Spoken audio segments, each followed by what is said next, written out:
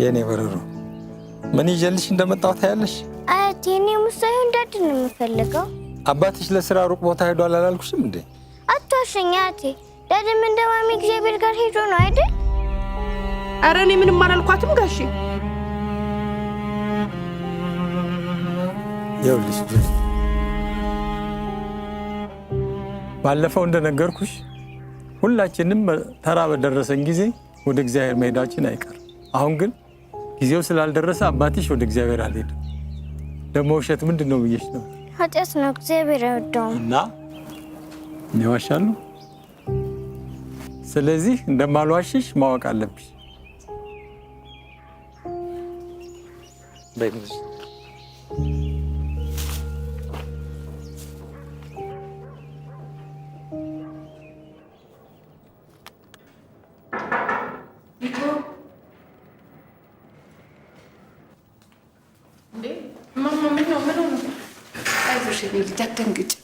አትደንግጭ የኔ እናት፣ አትደንግጭ። አይዞሽ የኔ እናት፣ ደህና ነኝ። ደህና ነሽ?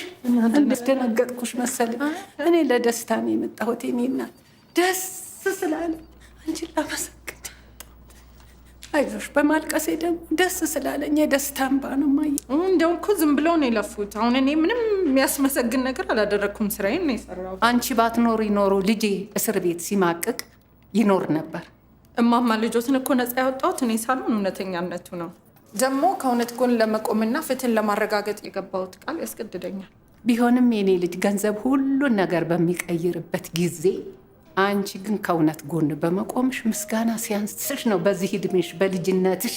በዚህ ላይ ደግሞ ከኔ ከምስኪኗ 5 ሳንቲም ሳትቀበይ ልጄን ነፃ ስላወጣሽልኝ እኔ እንጃ እንኳን ምስጋና አይደለም ከነፍሴ ብሰጥሽ ውለታሽን ይክፈልሽ። እድሜና ጤና ይስጥሽ። ዋናው ጤና ነው። እድሜና ጤና አብዝቶ አብዝቶ ይስጥሽ። አሜን አሜን። የኔ እናት ፈጣሪ ለእኔ እንዳደረግሽ እሱ አብዝቶ አብዝቶ ውለታሽን ይክፈልሽ። አሜን አሜን። የኔ እናት አሜን አሜን።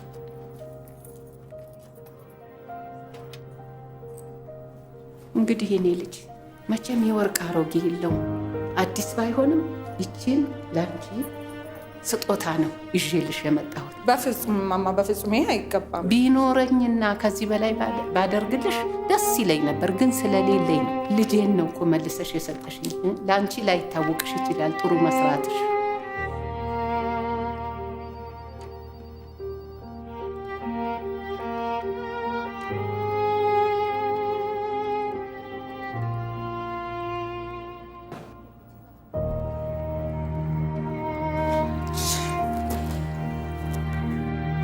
ለኔ እንደደረሽልኝ ረጅም እድሜና ጤና እሱ መድኃኔዓለም ይስጥሽ። እግዚአብሔር ያክብርሽ። እንዳከበርሽኝ እሱ ያክብርሽ። ቤተሰብሽ እድሜ ያለምሽ ደስ ብሎ ይህን እንዳስደሰትሽኝ እኔ እንደደገፍሽኝ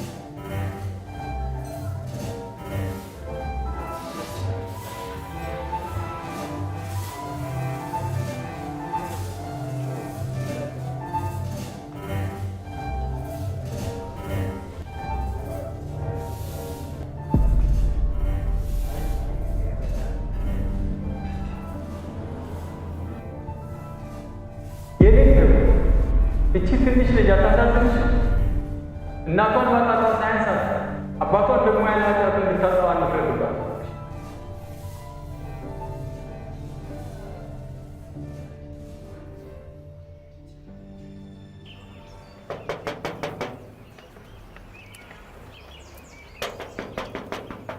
ማነው?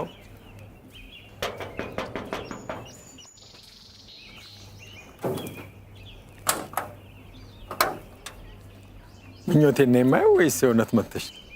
እንደማግኘት እኮ ነግሬዎት ነበር። ሳትደውይልኝ ሰተት ብለሽ ቤቴ ድረስ ትመጣለሽ ብዬ ግን አልጠበቅኩም ነበር። ልጆት ዝነኛ ነው። ማንም ሰው ቢፈልጎት እኮ አድራሻውን ማግኘት ከባድ አይሆንም። ግቢ፣ ኧረ ግቢ። በወሬ ጠመድኩሽ።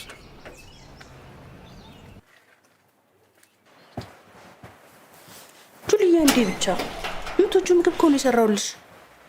እስቲ አንዴ ቅመሹ እንዴት እንደሚጣፍጥ። እቺን ግን ጠግቤያለሁ። እንዴ ጁልያ እንዴ አልፈልግም፣ ጠግቤያለሁ።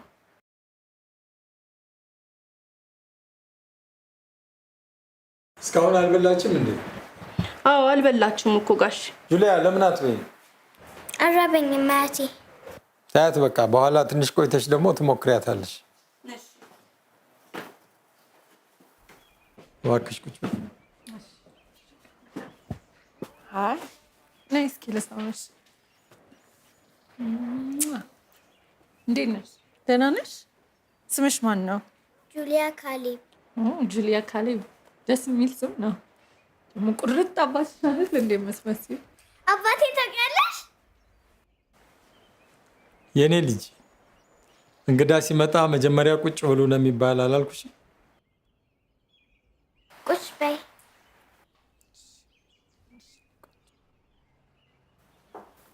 ሂጂ ብርቱካን ጋር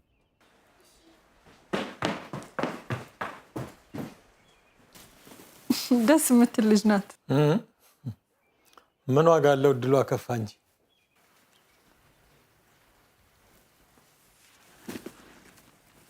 ሰው ከመምጣቴ በፊት ስለ ካሌብ አንዳንድ ነገር ለማጣራት እየሞከርኩ ነበር። ለምንድን ነው ለፍርድ ቤት ምንም አይነት ቃል ከመስጠት የተቆጠበው?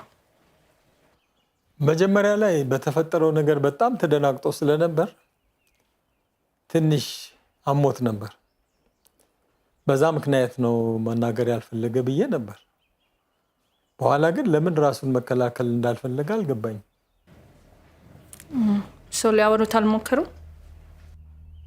አዋርቸው ነበር ግን ያላደረጉትም ከማለት ውጭ ያለኝ ነገር የለም። ካላደረገው ታዲያ ለምንድን ነው ራሱን መከላከል ያልፈለገው? አእምሮ ትክክል አይደለም። ሮማን እኮ ሚስቱ ብቻ ሳትሆን ሁለተኛ እናቱ ነበረች። ቀና ብሎ እንዲኖር አድርጋ ህይወቱን ሙሉ ያደረገች፣ ከሷ አልፋ ለኛ የተረፈች፣ እንደው ድምፁን ከፍ አድርጎ እንኳን ሊናገራት የማይደፍረውን ገደልካት ሲባል እንዴት ጤነኛ ይሆናል? ማለት ፍጹም የሆነ ሰው እና ፍጹም ሰላማዊ የሆነ ትዳር የለም። ምናልባት ዝም እንዲል ያደረገው ጸጸት ቢሆንስ? በዛ ላይ እናንተ የምታውቁት በእናንተ በኩል የሆነውን ነው እንጂ የእሷ ቤተሰቦች በግንኙነታቸው ደስተኛ መሆናቸው ኦር ኢቨን በመካከላቸው ምንም አይነት ክፍተት እንዲፈጠር ምክንያት አለመሆናቸው እኮ ማረጋገጫ የለውም። ኧረ ከኛ ውጭ ቤተሰብ የላትም። ብርቱ ስለሆነች ለትልቅ ደረጃ በቃች እንጂ እድገቷም ህፃናት ማሳደጊያ ውስጥ ነበር። ታዲያ ይህን ያህል ሰላማዊ ትዳር ከነበራቸው ሽጉጥ እስከ መማዘዝ ድረስ የሚያደርስ ምን ድንገተኛ ነገር ሊፈጠር ይችላል? እንቅፋት መች ይጠፋል ብለሽ ነው? ትዳራቸው ያማረ ሆኖ ለአመታት ይዝለቁ እንጂ እዚህ ደርሳል ብለን ያላሰብነው ችግር በሞቀ ቤታቸው ላይ ሲያንዣብብ እያየ ነው ነበር። ማለት አልገባኝም።